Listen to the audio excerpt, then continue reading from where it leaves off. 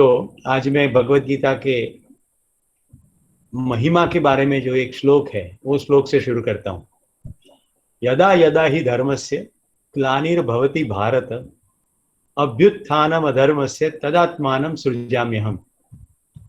अभी इसका अनुवाद ऐसे करते हैं कि भारत में जब जब ग्लानि होती है धर्म की तब तब मैं आता हूँ। भूल जाते हैं कि अर्जुन के लिए शब्द प्रयोग है भारत, राइट। तो जब जब ग्लानि होती है धर्म की तब तब मैं आता हूँ। तो अभी दोस्तों हमारा शरीर अपने धर्म में नहीं है, ग्लानि हो गई, वो फिट नहीं रहा। इसी स्थिति में पुलिस, नर्स और डॉक्टर बन के कृष्ण पधारे हैं। तो मैं कल के एपिसोड में कह रहा था कि कोई पुलिसमैन को देख के मैं हाथ जोड़ता हूँ। और कल तो मेरी शाम बहुत खूबसूरत गई थी क्योंकि सर्वज्वर हर लेकर के मैं पुलिस वालों के पास गया था। तो मुझे लगता है कि एक अच्छी अपॉर्चुनिटी है देव दर्शन करने की और भगवत गीता को भी समझने की और संबंध को भी समझने की। हालांकि मैं आज आपको परिवार में संघर्ष निवारण के कुछ एक महत्वपूर्ण सूत्र सिखाने वाला हूं। आज के जो मुख्य विषय है वो है संघर्ष निवारण। तो कल की जो बात थी वो ये बात थी कि हमारे संबंधों में सेलिब्रेशन के लेवल पर पहुंचना है तो सामने वाले के अंदर वैल्यूज, गुण देखने होंगे। सेलिब्रेशन तब होगा गुण और दोष का समन्वय है।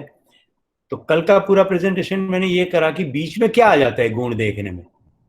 अब आज मैं आपको ले चलता हूं, संबंध जब शुरू हो जाता है उसमें कुछ न कुछ संघर्ष आ जाते हैं क्योंकि बीच बीच में देखना बंद हो जाता है। आप सब याद करो, कोई कोई दिन कितना बढ़िया होता है, कोई कोई शाम कितनी बढ़िया होती है, गा लेते हैं। ये शाम मस्तानी मदहोश किए जा, मुझे डोर कोई खींचे, ये सब गाते रहते हैं एकदम बढ़िया। और कभी कैसी शाम आती है, ये शाम की तन्हाइया उस पे में तेरा गम। शब्द कुछ आगे पीछे हो सकते हैं लेकिन पॉइंट ये है कि कभी गम कभी खुशी, ऐसी स्थितियां रहती है। क्यों? क्योंकि बीच में कोई कन्फ्लिक्ट आ जाता है। तो आज हम ये देखेंगे कि कन्फ्लिक्ट को कैसे हैंडल करें। देखिए, तो आज का गुड न्यूज, अभी आप मेरे साथ हैं क्योंकि कोई संघर्ष नहीं है अथवा संघर्ष वाली स्थिति से अलग है, या जिसके साथ संघर्ष हो चुका है वो आपके साथ वेबिनार में नहीं बैठा है। कुछ ना कुछ तो पॉजिटिव डायमेंशन है। और अगर बैठा है तो मुंह फुला के थोड़े साइड में बैठा है, जैसे जयश्री दीदी बैठी है वैसे। तो आप अभी मेरे साथ हो, तो ये गुड न्यूज है। तो संघर्ष निवारण के कुछ महत्वपूर्ण सूत्र हम देखेंगे। और मैंने ऐसा सोचा है कि आपको पीपीटी नहीं दिखाना, सीधी सीधी बात ही करनी। तो सबसे पहला बिंदु है, जब भी संघर्ष हो जाए तो स्वयं के बारे में पूर्णतः स्पष्टता होनी चाहिए कि मैं अभी कैसा हूं, अभी मेरे मन में क्या चल रहा है, क्या विचार आ रहा है, क्या भावनाएं उमड़ रही है, कहाँ मेरा अपसेट है। केवल उसको देखे, कुछ ना बोले, केवल देखे। This is technique number 1। तो ये मालूम पड़ेगा क्योंकि ये उसी समय देखना होता है। संघर्ष हो जाने के बाद तो बहुत सारा पछतावा होता है, पर वो पछतावे से एक्शन नहीं निकलता क्योंकि हम वो चूक जाते हैं, मंगल वेला चूक जाते हैं कि कहाँ अटका हुआ, तो मैं कैसा हूं अभी इसी मोमेंट पर। तो मैंने क्या कहा था, मैंने क्या बोला था जिसकी वजह से ये हो गया, या कहाँ अनबन हुई है, मेरे अंदर इस अनबन के प्रति कौन से भाव चल रहे हैं, कितना गुस्सा आ रहा है, क्या विचार आ रहा है, क्या कर दूं, वगैरह वगैरह जो भी चल रहा है उसको केवल देखें। फिर दूसरा बिंदु है, खुद की जरूरतों के ऊपर स्पष्टता हो जाए, मुझे क्या चाहिए। तो संघर्ष के पहले क्या चाहिए था, संघर्ष के दौरान मैंने क्या मांगा, संघर्ष के बाद अभी मुझे क्या चाहिए, और ये सब शांत हो जाए उसके बाद लंबे समय तक क्या चाहिए। तो खुद की जरूरतों के बारे में स्पष्टता होनी चाहिए। अभी जैसे मुझे आपके साथ 8:30 बजे बैठना है तो मुझे 7 बजे से पहले भोजन कर लेना है। अब मैं पहले से स्पष्टता नहीं करता, खुद के बारे में मैं स्पष्ट नहीं हूँ कि मुझे क्या चाहिए, तो मेरा कम्युनिकेशन नहीं होगा। कम्युनिकेशन नहीं होगा तो अवश्य संघर्ष होगा। झगड़ा भले ही ना हो, या तो गर्म खाना ठंडा हो जाएगा, या फिर मैंने बताया ही नहीं तो एज यूजुअल मैं 8:30 के आसपास खाता हूँ, तो ऐसे ही होगा। तो मेरे खुद की जरूरत क्या है लंबे अरसे के तक, ये बताना चाहिए। बातचीत के दौरान अभी मान लीजिए संघर्ष की शुरुआत हो रही है, इसी स्थिति में विचार की स्थिति क्या है, भावना की स्थिति क्या है, क्योंकि ये बदलते रहते हैं। तो कभी एक विचार आया, फिर उसमें से दूसरा आया, फिर तीसरा आया, शुरू कहाँ किया था, पहुंचे कहाँ। एक कपल आ गया मेरे सामने, डाइवोर्स की कंडीशन। अब क्यों डाइवोर्स पर आ गए?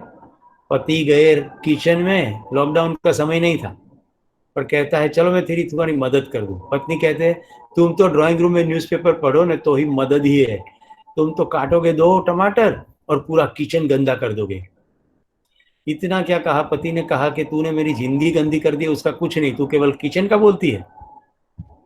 फिर दर दर दर दर दर दर दर दर चल पड़ा, फटाफट बैग भरी और मैडम रवाना। फिर ये कोई एक समय की बात थोड़ी है, तो ट्रिगर था, कोई ऐसे टमाटर के पर बैग भर के चला नहीं जाता, ये ट्रिगर था। तो संघर्ष के दौरान हमारे अंदर पहले से जो माल इकट्ठा हुआ है ना, वो ट्रिगर से उछल पड़ता है, ये ध्यान रहे। तो ये ध्यान, इसके लिए मैं पहले आपको बता चुका हूं कि आपको ध्यान करना होगा, उसके सिवा कोई रास्ता नहीं। तो मन में विचार क्या चल रहे हैं, कौन सी भावनाएं उमड़ रही है। तो जैसे वो लोग का केस मेरे पास आया, तो मैंने घर में 2 किलो टमाटर, 2 चाकू मंगवा के रखे, ड्राइंग टेबल पर रखा। मैंने कहा कि इनको आते ही बताओ। तो जैसे वो आए, मैंने कहा भाई पहले तो दोनों ये टमाटर काटो, बाद में हम बात करेंगे। बोले सर क्या, हमारा तो डाइवोर्स का मामला है। मैंने कहा बराबर, टमाटर पर ही डाइवोर्स की स्थिति आई थी, तो पहले टमाटर को तो निपटा ले, बाद में डाइवोर्स को भी निपटा लेंगे। तो विचार और भावना की स्थिति, दोस्तों सुनने में प्राथमिकता। अब राखी बहन, शिपाल भाई, सब कोई आइडिया आ गया होगा कि कम्युनिकेशन स्किल में अंतिम पार्ट में लिसनिंग पर हमने इतना काम क्यों किया। क्योंकि इंटरपर्सनल रिलेशनशिप में दोनों बोलते सुनते कोई नहीं, सास भी बोले बहू भी बोले, कोई भी सुने नहीं, इसलिए लगभग हर एक घरों में सास बहू का लफड़ा होता है। गुजराती में तो कहावत है, शादी के पहले साल पति बोले पत्नी सुने, दूसरे साल पत्नी बोले पति सुने, तीसरे साल दोनों बोले पड़ोसी सुने। तो कोई सुनता नहीं। सुनने की प्राथमिकता क्या समझना है, निस्बत को समझना है, कंसर्न को समझना है, इंटेंशन को समझना है, ये महत्वपूर्ण चीज है। और संघर्ष को निवारना है तो अपनी जरूरतों के बारे में जिनके साथ संघर्ष होने की संभावना है, उनको स्पष्ट घोषणा कर दे। डेक्लरेशन कह रहा हूं मैं। क्या है डेक्लरेशन? मुझे क्या चाहिए, कब चाहिए, कैसे चाहिए, कहाँ चाहिए, किसके साथ चाहिए। और ये आप कैसे बताएंगे, घोषणा कैसे करेंगे, ताकि वो सामने वाला समझ सके। समझाने के लिए घोषणा करनी है, बोलने के लिए केवल बोलना नहीं है। तो वो पहले से ही, ये गुजराती में पानी पहला पाड़ बांध दी, पानी आने से पहले ही एक डैम बना ले। आगे बढ़े तो जैसे लिसनिंग की स्किल है, वैसे बोलने का कौशल्य नियमित विकास करना होगा। दोस्तों मैं शुरुआत की दौर में कह चुका हूं कि इतने सालों से मैं कम्युनिकेशन स्किल सिखाता आया, लेकिन आज भी सीख रहा हूँ। और मुझे लगता है शरीर जब तक रहेगा कम्युनिकेशन सीखना पड़ेगा, क्योंकि कम्युनिकेशन में इतने इतने नए साइंसेस निकल रहे, तो हमें नियमित समझना होगा ताकि हम नियमित दूसरों को समझ सके, समझा सके। फिर जैसे आगे बात करें, अपनी भावना पर पूर्ण नियंत्रण रहे, यानी धैर्य चाहिए। याद कीजिए, धृति क्षमा तमोस्तेयम शौचम इंद्रिय निग्रह धीर विद्या सत्यम क्रोधो दशकम धर्म लक्षणम। धैर्य तो रखना ही होगा। जिस बंदे में धैर्य नहीं है, उसको प्रकृति के नियम पर कोई विश्वास नहीं। तो प्रकृति के नियम अनुरूप बीज बो दिया, कल सुबह आम नहीं लगेगा। तो संबंधों में भी ऐसा ही है, कोई भलाई का बीज बो दिया, कुछ अच्छा काम कर दिया, ऐसी उम्मीद मत करना कि बदले में इमीडिएटली अच्छा मिलेगा। वो तो बहुत समय तक पानी डालना पड़ेगा, उस पौधा को बड़ा होने देने पड़ेगा, बाद में आएगा। हर एक व्यक्तियों के साथ ऐसा नहीं, लेकिन कईयों के साथ ऐसा हो सकता है। इसलिए धैर्य, अपनी भावना पर पूर्ण नियंत्रण रखना पड़ेगा। फिर समस्या के समाधान के लिए प्रयत्न करेंगे, विश्लेषण के लिए नहीं। यूजुअली संघर्ष में हम क्या करते हैं, विश्लेषण करना शुरू करते हैं। फिर ऐसा क्यों किया, ऐसा हुआ, उसने ऐसा कहा, फिर मैंने ऐसा कहा। ये सब विश्लेषण है। विश्लेषण हमें पास्ट में ले जाता है, कोई रास्ता नहीं निकलता। और घरेलू मामलों में तो केवल एक ही प्रश्न है, व्यवस्था के ख्याल। बहनों को कुछ और व्यवस्था चाहिए, भाइयों को कुछ अलग व्यवस्था चाहिए। अब दोनों के जो व्यवस्था के ख्याल है वो जब तक मिलते जुलते नहीं होंगे, ये बबला होगा। और ये केवल पति पत्नी का मामला नहीं है, ये माता और बच्चों के बारे में भी है। जैसे हयाती ने अपना होमवर्क करते करते पेंसिल पेन कुछ एक चीजें डाइनिंग टेबल पर वो नाश्ता करते करते कर रही थी, नाश्ता हो गया, फिर होमवर्क हो गया, फिर वो छोड़ के स्कूल बैग में कुछ और किताबें भर के चली गई। अब जब वापस आई तो उसकी मम्मी ने पहला स्टेटमेंट ये करा, डाइनिंग टेबल खाने के लिए होता है कि होमवर्क करने के लिए? तुझे होमवर्क करने की छूट तो दे दी, पर देख तेरे जाने के बाद मेहमान आए, ये सब मैंने उठा के बेडरूम में रखा है, वहां से ले ले। तो ये सिंपल सा एग्जाम्पल है व्यवस्था के ख्याल। तो भाई बहनों के बीच में, पति पत्नी के बीच में, बुजुर्ग अगर है, बुजुर्गों का क्या होता है, भूल जाते हैं, कहीं चश्मा रख देते, कहीं चाबी रख देते हैं, और फिर कहते हैं मेरा चश्मा कहाँ गया। न्यूज़पेपर में भी ऐसा होता रहता है, वो कहीं एक पन्ना छोड़ देते हैं। तो घरेलू मामलों में ये व्यवस्था के ख्याल के ही इश्यू तो संभाला जाए। मैंने जो स्टेटमेंट करा था, जब मैं रेलवे में ट्रैवल करता हूँ तो 2 कॉपी न्यूज़पेपर लेके चलता हूँ। याद कीजिए, जो नए लोग हैं उनके लिए मैं दोहराता हूँ। तो क्या होता है, जब भारतीय ट्रेन में प्रवास करते हैं ना, जिज्ञासा जैसा कोई ना कोई सामने तो आ ही जाता है और कहते हैं अंकल मैं जरा एक पन्ना ले लूं। अब क्या करें, इतनी भोली सी सूरत, और न्यूज़पेपर देना ही पड़ता है। फिर न्यूज़पेपर दे दिया। अभी हम जो पढ़ रहे हैं ना, हमने पैसे खर्च किए, वहां लिखा है पेज नंबर 3 पे आगे पढ़ो। अब पेज नंबर 3 तो जीगू ने ले लिया है। अब क्या करें, वो इतना मशगूल होकर पढ़ रही है, वापस मांग भी नहीं सकते। तो हमारा न्यूज़पेपर, हमारी स्थिति भिखारी जैसी हो जाती है। तो मैंने एक दिन दिमाग चलाया, 3 रुपये के लिए मेरा भिखारीपन मुझे न अखरता है, उसके बदले में 2 न्यूज़पेपर कॉपी ले लूं। तब से ये हैबिट सी बन गई। क्या होता है, एक न्यूज़पेपर लैपटॉप बैग में, छोटा ट्रैवल है तो एक न्यूज़पेपर बाहर, बाहर वाला पढ़ने का। जैसे कोई एक पन्ना मांगेगा, मालूम है भारतवर्ष में कोई ना कोई तो मांगेगा ही। अगर नहीं मांगेगा ना तो सामने वाली आंखें देखेगी तो मालूम पड़ेगा वो ऐसे देख रहा है जैसे बिल्ली दूध को देख रही है। एकदम उदारता पूर्वक में न्यूज़पेपर उनको दे देता हूँ, दूसरा निकाल के पढ़ता हूँ। और एक पन्ना मांगे तो कहता हूँ आपके लिए ही पूरा खरीदा था। वो कहते कैसे, मुझे मालूम था आप मांगोगे। वो मुस्कुराएगा, एकदम माहौल भी बढ़िया हो जाएगा, क्योंकि उसने मांगा वो सच्चाई थी। आपका मामला अभी 5, 7 या 10 रुपए का न्यूज़पेपर आता है, लेकिन कितना मजेदार माहौल बन जाता है। तो ये बात हो गई व्यवस्था के ख्याल।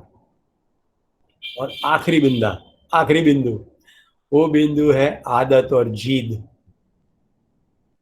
राइट, घरेलू मामलों में व्यवस्था है, वैयक्तिक पर्सनल मामलों में है आदत और जीद। मैंने मेरे एक दोस्त की बात करी थी जो कहीं पर भी टॉवेल रख देता है।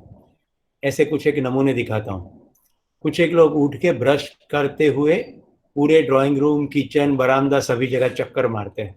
आसपास पड़ोसियों को अपने गंदे दांत और फैन का दर्शन कराते हैं। उनकी आंखों में जो कोने पर लगा है, गुजराती में चीपड़ा, हिंदी में नहीं मालूम, तो कोने में जो सफेद कलर का लगता है मसाला, वो दिखाते रहते, सभी को मंगला का दर्शन कराते हैं। वैष्णव में मंगला आरती होती है, उठते ही भगवान को उठाते हैं, उस आरती का नाम है मंगला।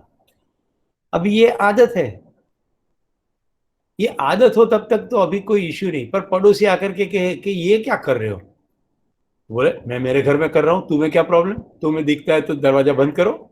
ये है जिद। आपका ध्यान जा रहा है? ये मैंने जितने 10 पॉइंट कहे आपको, तुम्हें ये जिद थी कि हम बुलाते, हमें ये उम्मीद तुम पुकारो, बड़ी वफा से निभाई तुमने हमारी थोड़ी सी बेवफाई। मजा आ गया शिपाल भाई, आपने तो वफादारी निभाई है, इसलिए तो वेबिनार चल रहे हैं। पर मैं अप्रोप्रिएट टाइम के गाना इसलिए गा दिया कि आपका ध्यान रहे कि जीद में कितना टूटता है। केवल जीद से पारिवारिक संबंध, वैवाहिक संबंध चूर चूर हो जाते हैं, केवल जीद। आपको लगेगा कि परिवार बोले तो बच्चे घर छोड़ के चले जाते हैं, केवल जिद, माता पिता के साथ नहीं बनती, चले जाते हैं। तो इससे हृदय को छूने वाला एक प्रसंग कहता हूं। गांधीनगर पंजाब नेशनल बैंक, एक जमाना था जहां कैश लेते तो टोकन देते, राइट? आप चेक देते हो तो टोकन दे करके टोकन नंबर राह देखो। एटीएम था नहीं, उन दिनों की बात है। मुझे कैश की जल्दी थी, मैंने टोकन लिया तो उस बंदे ने कहा कि तुम्हारा 15 मिनट लगेगा, नंबर ऑफ टोकन दिए हुए। तो मुझे लगा मैं एक काम निपटा दूं, तो मैंने टोकन लिया और जो गेट के ऊपर सिक्योरिटी वाला है उसको दे दिया, और मैंने कहा कि भैया अगर मेरा नंबर आए तो तुम ले लेना। मैं सिक्योरिटी वाले को नहीं जानता था, वो मुझे नहीं जानता था। बोले साहब साहब, मैं तब तक तो चल पड़ा था, मैं अपने उस काम में गया, उस काम समय पे पूरा नहीं हुआ, बैंकिंग आवर्स ओवर हो गए, तो कैश का मामला तो नहीं हुआ। मैं दूसरे दिन बैंकिंग आवर्स में फिर गया, वो सिक्योरिटी वाले को मैंने कहा भैया वो कैश कर लिया होगा। बोले सर आपका नंबर आया, कैश तो मैंने लिया लेकिन आप तो नहीं आए। तो बाद में मैंने कैश वापस जमा करा दिया बैंक को, जो स्थिति थी कैशियर को बता दी, तो आप अंदर जाके कैश ले लीजिए। कैश ले लिया, फिर मैंने उसका धन्यवाद किया कि आपने मेरे लिए कष्ट करा। बोले नहीं नहीं सर, आप अच्छी हुआ रुके, मुझे आपसे बात करनी थी। बताइए क्या? आप मुझे जानते नहीं थे, यहाँ सिक्योरिटी वाले तो बदलते रहते हैं, आपने मुझे क्यों टोकन दिए? मैंने कहा भैया पूरे गांधीनगर के नागरिक की कैश जो संभालता है वो तो तू है, वो अंदर वाले तो केवल गिनते हैं, तू तो सभी की कैश को संभालता है। तेरे पर भरोसा ना करके मैं किसके पर भरोसा करूं? इतना क्या कहा, वो रोने लग गया, गले मिल गया। बचपन में माँ के साथ, माँ तो झाड़ू पोछा करने का काम करती थी, उत्तर प्रदेश का वो भैया जी थे, उसके साथ वो जाता था, घर में कोई चोरी हो गई, उस सेठ ने उस महिला को मारा, उस महिला ने बच्चे को मारा, महिला ने कहा कि मैंने चोरी नहीं की, मेरे बच्चे ने गलती से लिया होगा, उसको भी मारा, गांव में से निकाल दिया। तो महिला ने घर पे जाके डबल पीटा कि तूने ही लिया होगा, मैंने तो लिया नहीं, तेरी वजह से नौकरी भी गई। वो छोटा सा बच्चा, मन के अंदर इतना गांठ पड़ गई, वो जब बड़ा हो गया, स्वतंत्र हो गया, तो घर छोड़ दिया, क्योंकि वो गांठ लेकर के ही वो बड़ा हुआ कि माँ ने मुझे मारा, सेठ ने मुझे मारा, जबकि मैंने चोरी नहीं की थी। जब मैंने वो टोकन दिया, उसकी गांठ को खुल गई, उसको लगा कि कोई अनजान व्यक्ति ने आज मेरे पर भरोसा किया, मैं सही था, सही रहा और सही हूं। दोस्तों फिर मैंने कहा चलो आज फिर से मिलता हूं।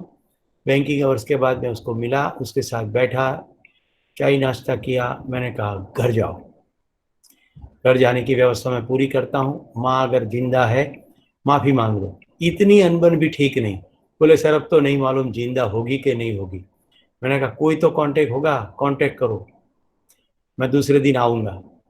दूसरे दिन उसने बताया कांटेक्ट हो गया था, माँ जिंदा थी, और बोले सर मैं जा रहा हूँ। दोस्तों आपको भी ये जान के जो खुशी हो रही है, आप इमेजिन कीजिए मेरी उस समय की खुशी। तो ये छोटी छोटी बातें हैं, पर हमारी आदतें होती हैं, हम किस पर भरोसा करते हैं, ये भी आदत है। खून के भरो संबंधों को पर ही भरोसा करते हैं। दोस्तों यहाँ जिनको ये ज्यादा लग रहा हो तो मैं बताता हूँ आपका पूरा जिंदगी कैसे विश्वास पर चलता है। आप ट्रेन में बैठते हो, कभी चेक किया कि ट्रेन के ड्राइवर पी के बैठा है कि नॉर्मल बैठा है? आप बस में चेक करते हैं कि इसके पास वैलिड ड्राइविंग लाइसेंस है कि केवल मुकादम है, एडहोक बेस पर लिया हुआ है? आप रेस्टोरेंट में खाना खाने जाते हैं, कभी किचन में जाके देखते हैं कि क्या माल डाल रहा है? ध्यान जा रहा है आपका? आपका आप विश्वास पर ही जा रहा है, सब कुछ चल रहा है। तो फिर जिन जिन के साथ हमारा कनेक्शन है उनके ऊपर कैसा भरोसा, अभाव, भरोसा का अभाव कैसे हो सकता है? तो मैं ये कह रहा था कि भरोसा पर जिंदगी है, तो हम हमारे नजदीकी संबंधों में क्यों अविश्वास करते हैं? सभी जीत की शुरुआत यही है कि सामने वाला नहीं समझेगा, मैं ही समझूंगा। मेरा व्यू पॉइंट सही है, सामने वाला का व्यू पॉइंट सही नहीं है। तो दोस्तों पूरे के पूरे संघर्ष में अगर कोई तृप्ति जैसा मुझे कहे कि केवल एक या दो सूत्रों में बता दो ना, तो सूत्र नंबर 1, किसी को भी गुलामी पसंद नहीं है, सभी को स्वतंत्रता चाहिए। संबंध के अंदर छोटा बच्चा हो उसको भी स्वतंत्रता चाहिए, पत्नी को भी स्वतंत्रता चाहिए, बहू को भी स्वतंत्रता चाहिए, सास को भी स्वतंत्रता चाहिए, भाई को भी चाहिए, भतीजों को भी चाहिए, भांजी को भी चाहिए। अभी मामा के घर जो जो भाने भतीजे आए हो, अगर यहाँ मामा लोग सुन रहे हो तो मामूबद्ध मत बनना, इनके प्रति बिल्कुल पिताजी की तरह प्यार देना, उनको स्वतंत्रता बिल्कुल बरकरार रखना। एक छोटी सी बच्ची घर के अंदर ड्राइंग कर रही है, कहाँ, दीवार पे। हमारे घर पे कोई मेहमान आए, वो कहते हैं सुरेश भाई ये आपकी बच्ची ड्राइंग कर रही है, दीवार बिगाड़ रही है।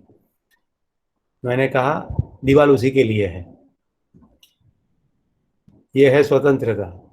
अभी हम ड्राइंग करने के सामने दीवार को महत्व देते हैं। अरे कोई अपने आप को एक्सप्रेस कर रहा है, कल क्या समझाया था, मैत्री भाव में पूर्णतः अपने आप को सेल्फ एक्सप्रेस करने की स्वतंत्रता है। तो देखिए अब इसको अप्लाई करने की बात आ गई है। जितने भी संबंध है उस हर एक संबंध को मैत्री भाव अप्लाई करो। तो पहला सूत्र क्या बताया, सभी को स्वतंत्रता चाहिए, किसी को गुलामी नहीं चाहिए। आज से भाषा में परिवर्तन, हुक्म की भाषा नहीं चलेगी। अगर आपके अनुरूप ना करे तो ये सूत्र को याद करना कि वो अपनी मनमानी ही करेगा, क्योंकि वो मेरी गुलामी नहीं करेगा। हाँ, उनकी मनमानी आपको डैमेज कर रही हो वो रोकना आपका कर्तव्य है। जैसे कोई आपके सामने हथौड़ा लेके आए, मेरी मनमानी है आज तो तुम्हारे माथे के ऊपर फोड़ना है, तब तो स्वरक्षण के लिए कुछ काम करना पड़ेगा। पर मैं इस तो एक्सट्रीम बात कर रहा हूँ। नॉर्मल केस के अंदर स्वतंत्रता का क्या मतलब है, हम एक दूसरे की जिंदगी के अंदर बहुत टांग अड़ाते हैं और अपने आदर्शवाद को सामने वाले की जिंदगी के ऊपर थोपते हैं, और हमारे कॉमन स्टेटमेंट क्या निकलते हैं, ऐसा करना चाहिए, ऐसा करना नहीं चाहिए। याद कीजिए communication skill, parent ego state, do's and don't do. बच्चे भी बड़ों के लिए ऐसा कहते हैं, तुम्हें ऐसा करना चाहिए।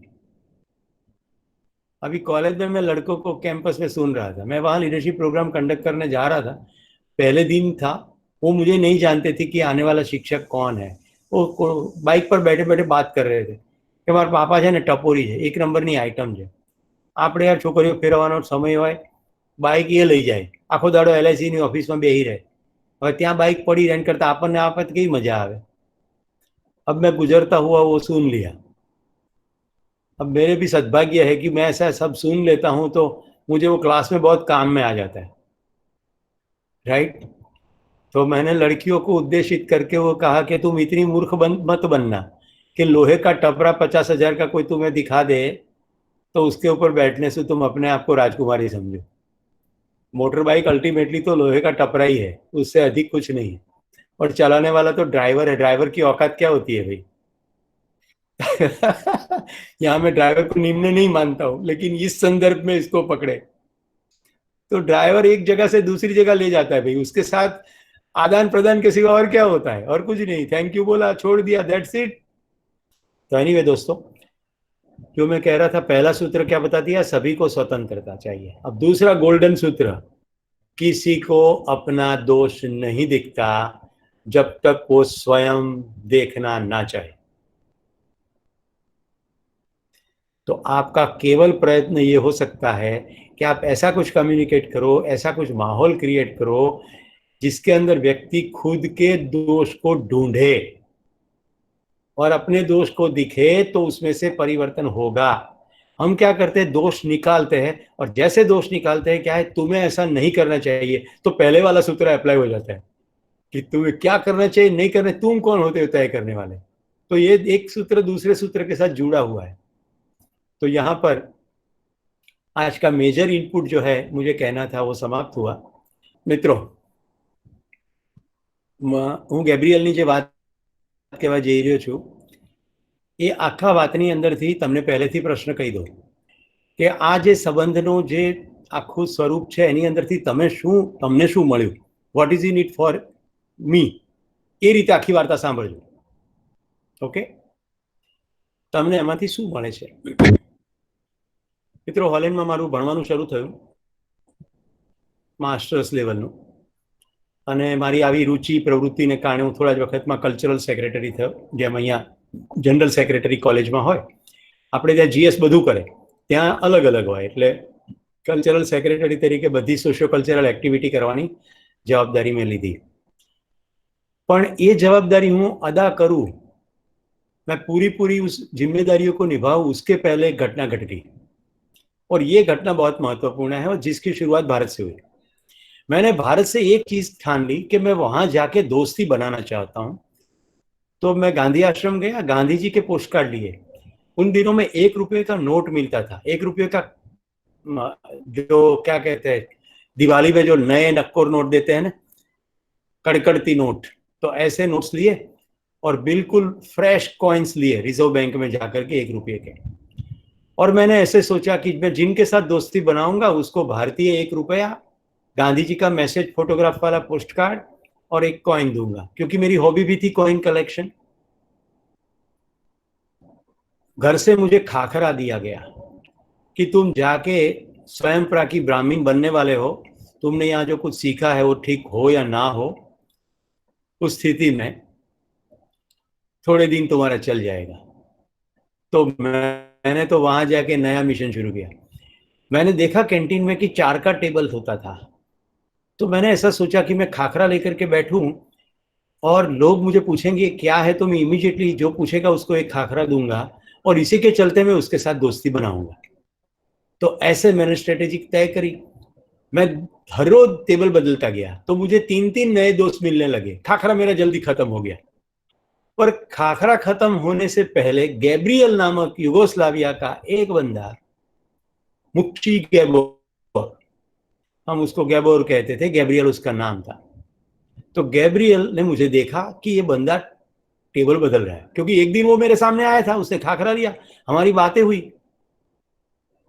जैसे मैं कहता हूं कि अभी का नाता नहीं है, पुराना नाता है कोई, मैं पहचान गया हूं. बिल्कुल मेरा और गैब्रियल के बीच में ऐसा ही हुआ. गैब्रियल मुझे देखता गया और एक दिन मुझे पकड़ के कहता है, मैं देखता हूं you are changing table daily, may I know the reason. मैंने कहा जैसे तेरे से दोस्ती बनी वैसे सभी से बने. बोले कैन आई ज्वाइन यू, हम दोनों साथ में टेबल चेंज करें. मैंने कहा फाइन. तो हम 2 और सामने कोई नए 2, ऐसा हमारा काम चल पड़ा. दोस्तों मैं सिविल इंजीनियरिंग के बैकग्राउंड से लेकर के मास्टर्स पढ़ने गया था और गैब्रियल मैकेनिकल इंजीनियरिंग और वहाँ के पॉलिटेक्निक में वो लेक्चरर था युगोस्लाविया के. वो अपनी खुद की फीस भर के आया था और मुझे तो I was blessed by fellowship, तो मैं तो फेलोशिप पर गया था. गैब्रियल के साथ दोस्ती बनी. अब हमारे दोनों की स्ट्रीम अलग थी, तो अब हम दोनों कुछ कुछ दिन तो साथ में खाना खाते थे, पर उनका कोई प्रैक्टिकल दूसरे इंस्टीट्यूट में करने जाना होता था तो उस दिन खाना नहीं खाते. तो मैं क्या करता, मेरे पास अभी भी खाखरा था वो जो चल रहा था तब, मैं उसके लॉकर में खाखरा डाल देता, बदले में वो मेरे लॉकर में शाम में कुछ चॉकलेट वगैरह डालता. फिर तो खाखरा खत्म हो गया. फिर तो हम 2 ही खाने लगे साथ साथ, वो 4 वाला स्केड्यूल फिर नहीं रहा. और हम बहुत बातें करते खाते और एक दूसरे के लॉकर में केला, कुकी, ऐसा कुछ न कुछ डालते जब साथ में भोजन ना करें. दोस्तों आपको ये जान के अगर खुशी हो रही हो तो मैं आपको ये कहना चाहता हूँ, अपने अंदर के बच्चे को मरने मत देना. मैं पीजी स्टडी कर रहा था, लेकिन ये मेरा पूरा व्यवहार एक बच्चे जैसा व्यवहार था. वो आपको भी दिखता होगा कि एक दूसरे को मिस करते हुए भोजन करे तो याद करते हुए उसके लॉकर में डाल दे. वहां लॉकर में खत डाल सकते, किताब डाल सकते, ऐसे स्लीट्स होते थे. फिर ऐसा समय आया कि गैब्रियल ने एक दिन मुझे कह दिया कि सुरेश अब मैं इसको छोड़ रहा हूँ स्टडी को. अरे मैंने कहा क्यों छोड़ रहा है? बोले मामला कुछ गंभीर है, I don't want to share with you. मैं उस दिन तक उसकी हॉस्टल नहीं गया था. मैंने कहा ओके फाइन. अब मेरे पास एड्रेस तो था, हमने वो लंच तो खत्म कर दिया. मैं शाम को बिना बताए उसके पहुंच गया. देखा वो हॉस्टल नहीं थी, वो एक पार्किंग प्लॉट था और पार्किंग प्लॉट के अंदर कैरेवान पार्क था और कैरेवान के अंदर पूरा कैरेवान ठंडा था. कैरेवान यानी मूविंग होम, जिसका एक पार्ट किचन होता है, उसी में ही बिस्तर लगता है, राइट. और ड्राइवर उसको ड्राइव कर सकता है. और वो पार्किंग प्लॉट के अंदर यूरोप अमेरिका में ऐसी व्यवस्था है कि बिजली का कनेक्शन मिलता है, गटर पानी का कनेक्शन मिलता है, जो जहाँ पार्क होता है तो घर की तरह ही है वो। उसमें एक छोटा सा बल्ब जल रहा था और पूरा का पूरा कैरेवान ठंडा हो चुका था। मैं ठिठुर रहा था। उसकी बात ने मुझे हिला दिया। मेरे सामने गांधी का जन्म होते हुए मैंने देखा। उसकी बात में क्या चीज थी? युगोस्लाविया में क्रिश्चियन और मुस्लिमों के बीच में लड़ाई चल रही थी।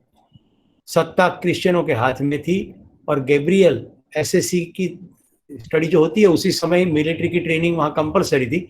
सो सभी बच्चे वो ट्रेनिंग लेके ही ग्रेजुएशन करते हैं। तो ग्रेजुएट होते होते मिलिट्री की ट्रेनिंग कंप्लीट कर चुका था। तो उसकी सरकार ने उसको ये चिट्ठी भेजी थी कि तुम जल्दी रिपोर्ट करो ड्यूटी पे, you need to be on army. अगर तुम नहीं करोगे तो तुम्हारा बैंक जब्त कर लेंगे। तो इसने उसको हल्केपन में ले लिया कि सरकार ऐसा थोड़ी बैंक जब्त कर सकता है। तो दोस्तों, वो पैसा एटीएम में से निकालता था और यहाँ ऐसी स्थिति आई कि जब निकालने गया तो बैंक वॉज जब्त। तो उसको पकड़ में आया कि ये तो सरकार ने सही में कर दिया। तो उसने कहा कि सुरेश, अब मैं क्या करूं? अब मेरे पास पैसे नहीं है ये पार्किंग के मंथली मीटर के भरने को। सेकंड थिंग, अब उन्होंने दूसरी चिट्ठी भेजी है। वो चिट्ठी में ऐसा लिखा है कि तुम अगर रिपोर्ट नहीं करोगे तो तुम्हारे माता पिता को घर के अंदर से बाहर निकाल देंगे।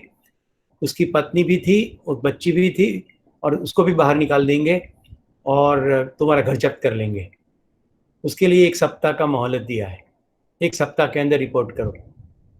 गैब्रियल कहता है मैं एक भी इनोसेंट को मार नहीं सकता। अगर मैं रिपोर्ट करता हूं तो मेरा ये सब तो बच जाएगा, लेकिन मुझे इनोसेंट लोगों को मारना पड़ेगा और मैं ये नहीं कर सकता। सुरेश, मैं बड़ी मुश्किल में हूं। अब मैंने तय कर लिया है, मैं स्टडी छोड़ता हूं, रात में बॉर्डर क्रॉस करूंगा और कुछ संतरियों कुछ पैसे दे करके रातों रात में मेरे माता पिता पत्नी को निकाल के हंगेरी चला जाऊंगा। हंगेरी में मेरी बहन को ब्याह है, उसके घर पे इनको छोड़ दूंगा और फिर मैं वहां कुछ काम करूंगा। इन सबका पेट तो भरना पड़ेगा मुझे। अब मैंने अपने खुद के पैसों से स्टडी कर रहा था, मंथली फी में भरता था, वो भी नहीं है। दोस्तों, ये घटना घटी तब तक 4.5 महीने हो चुके थे। मुझे फेलोशिप में से लीकर अलाउंस यानी दारू पीने का अलाउंस मिलता था, जो मैं नहीं पीता था।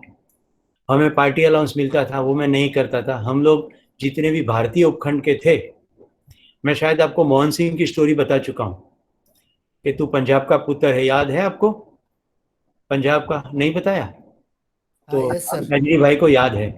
तो भारतीय उपखंड के जो लोग थे, उपखंड यानी पाकिस्तान, श्रीलंका, नेपाल, ये सभी मेरे दोस्त थे। हम एक दूसरे के घर पे जाके, हॉस्टल पे जाके खाना खाते थे। यही हमारी पार्टी होती थी।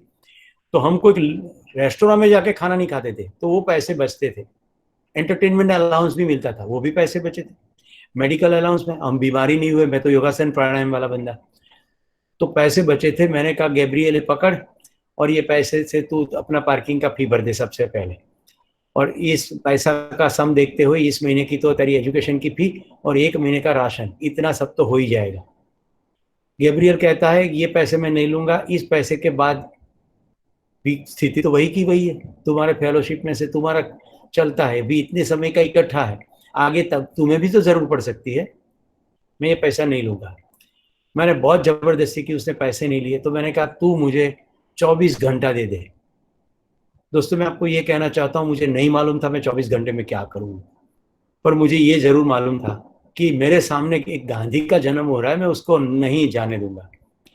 इसी इमोशन के साथ मैं वापस आया, पूरी रात सोचता रहा और सुबह मैं सीधा प्रिंसिपल के पास गया और मैं घर से बांसुरी लेके गया था।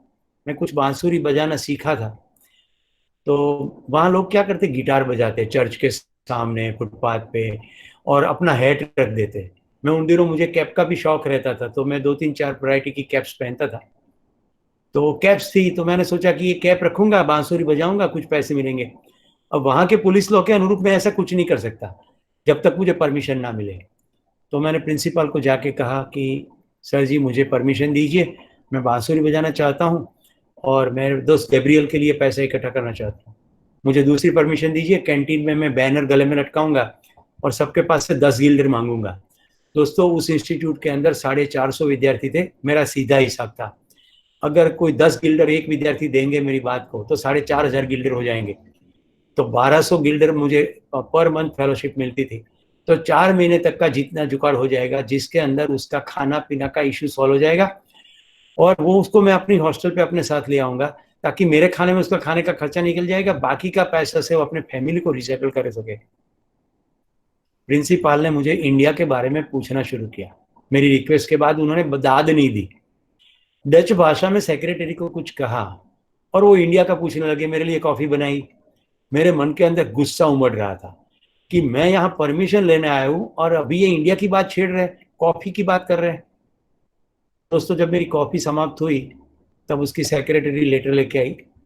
उस लेटर मुझे प्रिंसिपल ने थमाया और उसने कहा, इस लेटर को पढ़ो, उसके अंदर गैब्रियल की पूरे साल की फीस माफ है और वो जो पैसे उसने भरे थे रिटर्न बैक। तो अब उसका स्टडी एकदम फ्री हो गया। नंबर 2, मैं नहीं चाहता तुम भीख मांगो, ये कार्ड लो, फादर पीटर फन डोनन को मिलो। अब दोस्तों, मैं तो क्रिश्चियनिटी पढ़ने बाइबल स्कूल जाता था, चर्च में जाता था, फादर पीटर फन डोनन तो दोस्त हो गए थे। फादर को जाके मिलो, इसको बताओ इंटरनेशनल चर्च ऑर्गेनाइजेशन में कुछ ना कुछ तो हो ही जाएगा। तो मैंने कहा सर ठीक है। मैं सीधा गया फादर के घर। उस दिन सभी पीरियड बंक। मेंटर ने मुझे दूसरे दिन पूछा, मैंने कहा सर आप खुश हो जाओगे, मुझे 1 सप्ताह बंक करने को कहोगे, ऐसा काम करके आया हूँ। तो फादर को मैंने कहा, फादर ने तुरंत पेरिस फोन लगाया और पेरिस से फोन में ही इतनी जबरदस्त उन्होंने बात की। तो उन्होंने कहा कि कोई बात नहीं, with in 24 hours money will be credited into account. 24 घंटे के अंदर मुझे तो दोस्तों 1200 गिल्डर मिलते थे, गैब्रियल को 2000 गिल्डर की फेलोशिप सैंक्शन हो गई। पुराना फी वापस आ गया, इंस्टीट्यूट ने फी माफ कर दिया। अब 2000 गिल्डर अब उसके लिए परफेक्ट स्थिति हो गई, अब मुझे भी दे सके ऐसी स्थिति बन गई। गैब्रियल ने प्लानिंग के अनुरूप 1 सप्ताह की मोहलत थी, रात को बॉर्डर क्रॉस करके गया, पूरे परिवार को शिफ्ट कर दिया हंगेरी, पर पत्नी और बच्चे को लेकर के, मुझे भूल गया, बच्ची नहीं थी, इवान बेटा था। बाद में उसको लात्सी करके फिर बेटी हुई, वेरोनिका हुई। तो एनीवे, तो इवान को लेकर के, उसकी पत्नी का नाम गैब्रिएला, हम प्यार से गैबर और गैबी बोलते थे, तो गैब्रिएला को लेके आया। दोस्तों, यहाँ तक आपको स्टोरी के अंदर मेरे बारे में कुछ अच्छे ख्यालात आए होंगे, आने भी चाहिए अगर ध्यान गया है तो। पर अब आगे मैं जो स्टोरी कहूँगा, इससे आपको मेरे दोस्त के प्रति गौरव हो जाएगा और फिर आपको मेरे प्रति भी एक खुशी होगी कि सुरेश को कैसे कैसे दोस्त मिले। गैब्रिएला ने एक दिन मेरे हाथ में राखी देखी कि ये क्या है। मैंने कहा घर से राखी आई, मेरी बहन ने राखी भेजी। मैंने पूरी स्टोरी सुनाई। उसने टी शर्ट को काटा, देखिए हम कहाँ थे, उसी कैरेवान में थे। टी शर्ट को नीचे से काटा और उसने कहा, मुझे कोई भाई नहीं है, will you be my brother. मैंने कहा हाँ। देखो, एक युगोस्लाविया की महिला जहाँ कोई राखी बंधन नहीं होता, उसने वो टी शर्ट फाड़ के मुझे राखी बांधी। तब से वो मेरे साथ अपनी जिंदगी शेयर करने लगी। और एक दिन शेयरिंग में कहा कि गैब्रियल गुस्सा बहुत करता है, कभी बच्चों पर हाथ भी उठा लेता है और कौन जाने क्या करता है, रात को 9 बजे तक घर नहीं आता। मैं जब भी गैब्रियल को पूछूं, गैब्रियल ऊंचे नीचे कहीं देखते हुए बताए कि उसको बहुत काम रहता है। अब मेरा सिविल का फैकल्टी, उसका मैकेनिकल का, वो जो भी स्टोरी कहे मैं विश्वास करके सुन लूं। तो मैं तो सुनता कि उसको कुछ समझाऊं, मैं कंडक्ट कर दूं कोड ऑफ कंडक्ट कि तू मेरी दोस्ती चाहता है तो ये नहीं करेगा, वो नहीं करेगा।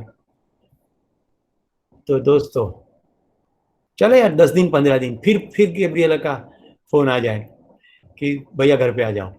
तो फिर ऐसा हमारा चला। स्टडी दोस्तों उसकी खत्म हो गई। वो डिप्लोमा प्रोग्राम में थे और मैं मास्टर्स प्रोग्राम में था। मेरा तो अभी और 8 महीना चलने वाला था। प्रिंसिपल ने मुझे बुलाया कि मैंने ये तुम्हें नहीं कहना चाहिए, मैंने गैब्रियल से कॉन्फिडेंशियलिटी का प्रॉमिस दिया है, लेकिन मुझे अफसोस है, मुझे वो प्रॉमिस तोड़ना पड़ेगा, क्योंकि मैं तुम्हें बताना चाहता हूँ, तुम्हारे इस दोस्त ने सुबह से शाम स्टडी, शाम के बाद लोगों के घर के दरवाजे खटखटाए और ये कहने लगा कि मैं लोन ठीक कर दूंगा, घर में पे कर दूंगा, कार को साफ कर दूंगा, घर की सफाई कर दूंगा, मुझे काम दीजिए, मैं यहाँ का स्टूडेंट हूँ। मैं अपना आई कार्ड दिखाता और काम करते करते उसने इंस्टीट्यूट के पूरी की पूरी फीस चुका दी है, 1 भी रुपया इंस्टीट्यूट का बाकी नहीं रखा। तो you should be proud of your friend and that's why I wanted to tell you, ये ऐसा तुम्हारा दोस्त है।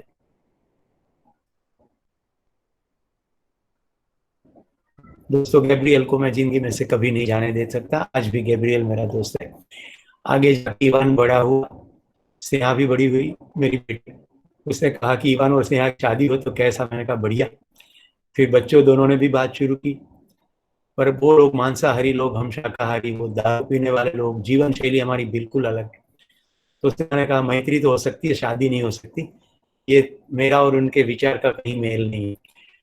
पर मेरा कहने का तात्पर्य ये है, इस पूरी स्टोरी में से संबंध कितनी ऊंचाई पर पहुंच सकता है, कितनी खूबसूरत जगह पर पहुंच सकता है, ना भाषा से, ना कल्चर से, ना चमड़ी से, फिर भी